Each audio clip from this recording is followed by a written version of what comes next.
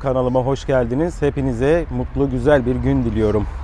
Şimdi bugün size çok farklı bir arabadan bahsedeceğim. Anlatan çok oldu. Videosunu yapan da çok oldu. Çeken de çok oldu. Ama biliyorsunuz bizim kanalımızın farkı şu.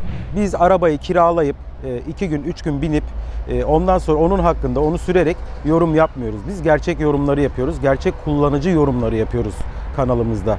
Şu an arkamda görmüş olduğunuz 1 milyon kilometre test yapılmış, 2012'nin sonundan beri yollarda olan Citroen veya Peugeot 301 PSA grubunun bizleri A noktasından B noktasına gönül rahatlığıyla demek isterdim ama yine de öyle gönül rahatlığıyla götüren bir araç.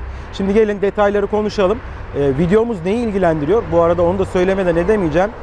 Bu arabanın kronik sorunları, bu arabanın motor yalıtımı sorunları, bu arabanın rüzgar yalıtımı sorunları, yol sesi yalıtımı sorunları. Şimdi size güzel bunlarla ilgili çözümleri vesaire bilgilerini hem 301'i hem de Citroen C-Elize'yi kullanmış bir şoför olarak, bir YouTuber olarak size yorumlayacağım. Gelin buyurun şimdi detayları konuşalım. Sevgili dostlar, şimdi aracımızla ilgili zaten dediğim gibi az önce defalarca testler yapıldı, işte sürüş testleri yapıldı vesaire vesaire. Ben bunlara girmeyeceğim. Size bu arabanın diğer kronik sorunları hakkında işte veya bu arabayı almak isteyen Citroen C-Elize veya Peugeot 301 almak isteyen arkadaşların işte kafasında takılan soruları çözmeye çalışmak için yaptım bu videoyu. Şimdi sırasıyla başlıyorum. Arkadaşlar bu kasa bildiğiniz gibi ilk çıkan kasası ve bu eksklusif paket. Neyin? Citroen C-Elize'nin, yani dengi kuzeni Peugeot 301 Allure. 1.6 HDI motor var. 5 ileri vitese sahip, 92 beygirde gücü var arkadaşlar. Aletimiz dizel. Şimdi bu araba dostlar yapısı gereği rüzgarı buradan alıyor. Buradan böyle içeriye doğru şu gördüğümüz alandan bizim işte aynanın üstünden arka tarafa doğru veriyor. Ben bu arabayla rüzgar testinde defalarca rüzgar sesiyle alakalı defalarca test yaptım. Mesela en önemlisi şuradaki kapı yapısı arkadaşlar. Görüyor musunuz? Bu işte bunların beeper'ında da var. Connect'in kapı yapısı da böyle. Aldım burayı arkadaşlar, koli bantıyla bantladım. Ondan sonra gördüğünüz gibi bunun camı birazcık ince gibi. Artı fitilleri bu şekilde. Hani buraları da aldım böyle bantladım. Yani rüzgar sesini buradan aldığını düşündüğüm için, şuradan aldığını düşündüğüm için bunları denedim. Arkadaşlar bir nebze kesti. Fakat şimdi ne diyeceğim ben size? Benim naçizane tavsiyem ve bu arabanın yalıtımda, özellikle motor, yol sesi ve rüzgar sesi yalıtımında iddia ediyorum. Hani Oğuz kardeşim var Çanakkale'de. O da bir sürü çalışmalar yaptı. Buradan da ona selamlar olsun. Şimdi yalıtımda biz bu arabalara çağ atlattık. Gerçekten PSA grup bunu görse hani bizi takdir ederler. Şimdi ne diyeceğim biliyor musunuz dostlar? Bu arabanın rüzgar seslerinden bir tanesi şurası. Bu arabada PSA grupta burası çok ince.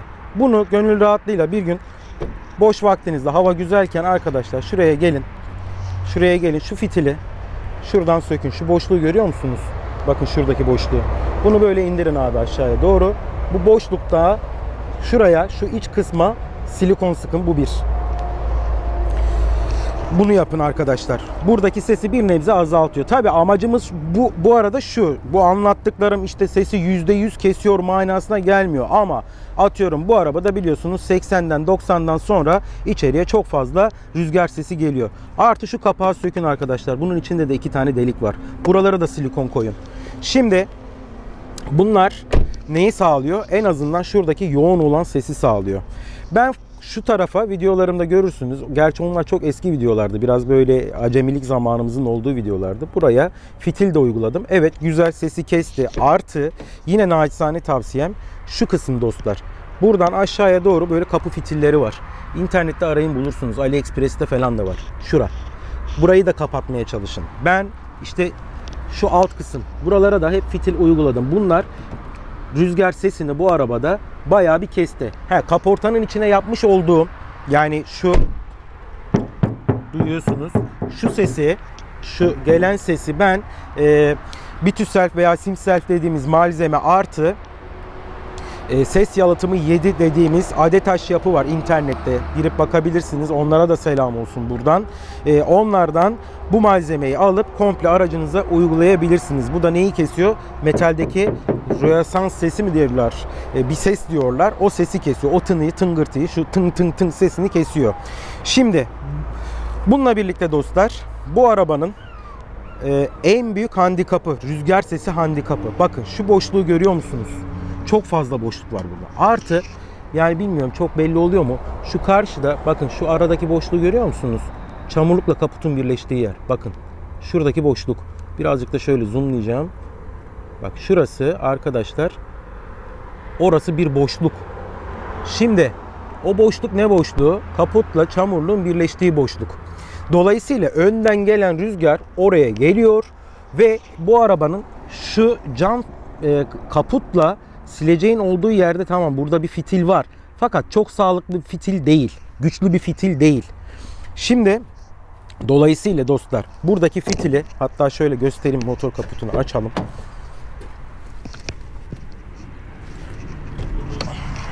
Kusura bakmayın, araba biraz yağmurlu olduğu için kirli. Şöyle hemen. Şimdi az önceki o gösterdiğim yer şu kısım. Şuraydı. Çamurluğun şu kısmıydı. Yani şu kısımlar. Şimdi bu rüzgar buradan giriyor mu arkadaşlar? Buradan geliyor. Düşünsenize, bu rüzgarı buradan bu araba alıyor. Zaten biliyorsunuz bizim kapıyla çamurluğu ayıran şurada bir garip bir keçe var. Bakın çok böyle sağlıklı bir keçe değil. Bakın nasıl oynuyor. Görüyor musunuz? Çok kötü. Rezil.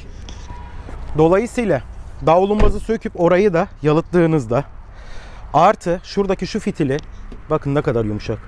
Yani hiç koymasa bile iş görülmüş. Dolayısıyla bu fitili güçlendirin abi. Bu bir. İkincisi, oradaki o bahsettiğim keçeyi güçlendirin. Bu iki.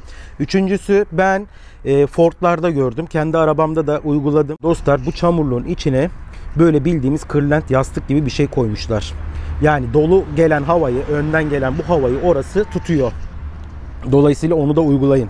Artı yine biliyorsunuz bunlarda motor kaputunda izolasyon yok. Artı burada normalde bazılarında motor kapağı, üst kapağı var. Bunda yok. Kimisinde var, kimisinde yok. Oradaki o mantık artık işte tamamen maliyetle alakalı şeyler. Kimisine koyuyor PSA grup, kimisine koymamış. Dolayısıyla izolatör alın, kaput izolatörü alın. Artı buraya takılan bunun şeyi var. Lastik var arkadaşlar. O lastikten de alın. Yani şuradaki gördüğünüz lastiğin aynısı fitil buraya da uygulanıyor. Ondan alın. İş görür. Hem şu tozlanmayı kesmiş olursunuz, hem de dediğim gibi önden gelen rüzgarı ne yapıyorsunuz? Arabanın içine doğru kestiriyorsunuz. Artı burayı sökün arkadaşlar. Buraları komple o bahsettiğim yalıtım malzemeleriyle kapatın. Tabi şurada gider deliği var. Oralara dikkat edin. Burayı söktüğünüzde, artı bu tarafa doğru yalıtımınızı yaptığınızda motor sesini de bayağı bir nebze kesmiş oluyorsunuz. Bilginiz olsun dostlar. Şimdi gelelim klasik hep sorulan bir soru var. İşte ben arabama 205, 55, 16 lastik taksam çamurluğa sürter mi, canta sürter mi, davlumbaza sürter mi diye klasik bir sorumuz da var. Şimdi diyorum ki dostlar, bir kere bu arabanın fabrika çıkış lastiği 195, 55, 16. Ara ebat olduğu için çok pahalı bir lastik. O yüzden hiç gerek yok bu kadar para vermenize. 205, 55, 16 lastiği gönül rahatlığıyla aracınıza takabilirsiniz, uygulayabilirsiniz. Haberiniz olsun. Yani sürtme yapmaz. Şimdi bu araba biliyorsunuz 3 çeşit çıktı. İşte ilk çıkanları buydu. Gördüğünüz üzere. Bunların bu ilk çıkanı 2012'nin sonuyla yaklaşık herhalde 2017 yılına kadar, 2017 yılının sonuna kadar çıktı. Sonra Euro 6 motorlu 1.6 100 beygirlik 5 ileri olanı geldi makyajıyla birlikte. Ondan sonra şu anki modeli bildiğimiz üzere 1.5 Euro 6.2 100 beygir 6 ileri vitesle bizlere ne yapıyor? Hizmet veriyor bu araba şu an. Yeni kasasını bilmiyorum. Sürmedim, denemedim. Ondaki motor sesi, yol sesi vesaire sesi nasıl bilmiyorum. Ama bunun makyajlı kasası var ya, o bundan sonraki çıkan makyajlı kasa. Hatta servis, yani o zaman PSA grup Ne dedi? İşte fitilleri güçlendirdik dedi. Hayır arkadaşlar, alakası yok. Yine diyorum, şu anki mevcuttaki satılan 1.5'lerin fitili nedir bilmiyorum ki bundan öncekilerin, bu kasa ve bundan sonraki kasanın fitilleri bununla birebir aynı. Araba çok güzel, yakıt manasında çok güzel. İşte Linea gerçi C sınıfında ama bu bildiğiniz üzere B sınıfındaki bir araç. B sınıfında kimler var? Sembolver vesaire. Bunlara göre bence Sembol'e göre bir tık daha iyi bir alet. Ama tabii Sembol'ün yalıtımı ve hani diğer rüzgar sesi, motor sesi yalıtımı bundan çok çok daha iyi. Şimdi bu dediğim yalıtımları, işte fitil güçlendirmelerini, kapı fitili güçlendirmelerini veya oradaki o silikonları sürerek emin olun yaklaşık 90-100 kilometredeki aldığınız o rüzgar sesini, motor sesini ve bahsettiğim Bituself artı ses yalıtım 7 ile birlikte yaptığınız yalıtımı yaptığınızda arkadaşlar, öteki videolarımda da görmüşsünüzdür, izlemişsinizdir eski videolarımda, %60, %70'lere varan verim alıyorsunuz. Mesela en basit örneğini söyleyeyim. Ben çamurlukları, bagajı, şuraları yalıttığımda biliyorsunuz bunun hoparlörleri arkada. Bas sesi bile alette acayip değişmişti. İşte buraya mesela vuruyorum şimdi. Bakın ne kadar boş bir ses geliyor. Hani buralara varana kadar çamurluk içinden girebiliyorsunuz. Bagajın içinden oradaki halıyı söktüğünüzde girebiliyorsunuz. Arkadaşlar aklıma gelen başka. Şimdi şöyle mesela bunlarda şuradaki yay, fren merkezinin fren pedalının yayı artı şurada bakıyor musunuz? Hiç güzel bir görüntü yok. İşte kornaya bastığınızda sanki ayağınızın altında çalıyormuş gibi. İşte o alttan arabayı kaldırıp lifte bahsettiğim yalıtım malzemesini uyguladığınızda oradaki o titreşimi bile hissetmiyorsunuz. Bir de ben ayda bir şuradaki direksiyon milini görüyorsunuz. Orayı yağlardım. Direksiyonum daha yumuşak olurdu. Fakat şimdi bu arabayı dediğim gibi ben hem 301 hem de Citroen C Elise'yi yaklaşık belki 100-150 bin kilometre kadar kullandım. İkisini de ayrı ayrı.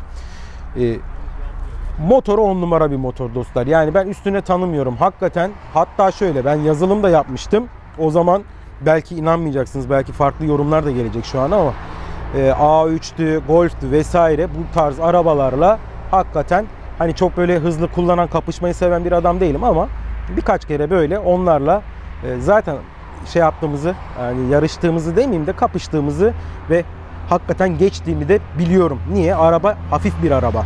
Şimdi bir kere bu arabanın rigid olmamasından dolayı yol tutuşunda da arkadaşlar işte böyle kasise girdiğinizde veya yoldaki bu çizgilerin üstünden geçerken arkasının attığını söylüyorsunuz. Doğru. Çünkü bunun şasisi yumuşak bir şase. 301 ile kendisi kuzeniyle birlikte şaselerinde bunların böyle bir sıkıntı var. Zaten ikisi de aynı fabrikadan çıkan araba, kuzenler dostlar. Bunun için de dediğim gibi en öncelikli özelliğiniz, lastiğinizi 205-55-16'ya çevirin. Yol tutuşu arttırıyor. Zaten yapmış olacağınız veya yapacağınız yalıtımla araca ağırlık katmış oluyorsunuz. Bu ağırlık da ne yapıyor? Arabanın basmasına sebep oluyor. O bahsettiğiniz o rigid olmayan hareketler bir nebze de olsa gidiyor. Dostlar, aklıma şimdilik gelenler bunlar. Kafanıza takılan soruları, sorunları yorumlara yazın. Elimden geldiğince destek olmaya çalışacağım. Bu arabada bir de arkadaşlar şöyle söyleyeyim. Eski çalıştığım iş yerinde belki 680 kişi bu arabada araba sürmeyi öğrendi. Yani şimdi kalite şeyinin sağlamlığının örneğini vereceğim. Belki 680 kişi bu arabada araba sürmeyi öğrendi. Ve yaklaşık 780.000-800.000 kilometreye kadar 4 yıl boyunca kullanıldı bu araba. Emin olun motoru tık demedi. En çok yaptığı arıza neydi biliyor musunuz?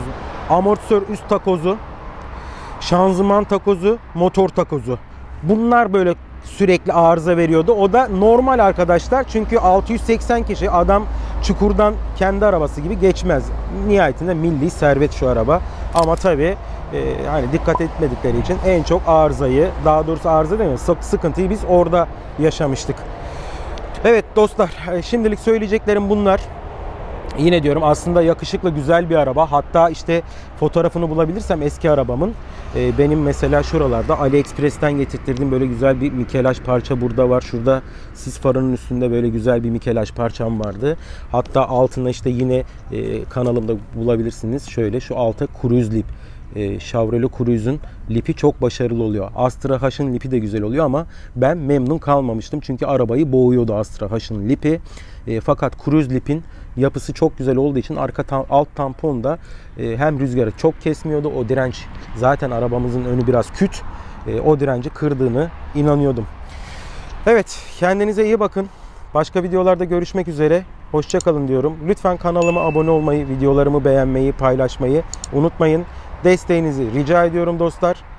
Allah'a emanet olun. Görüşmek üzere. Hoşça kalın.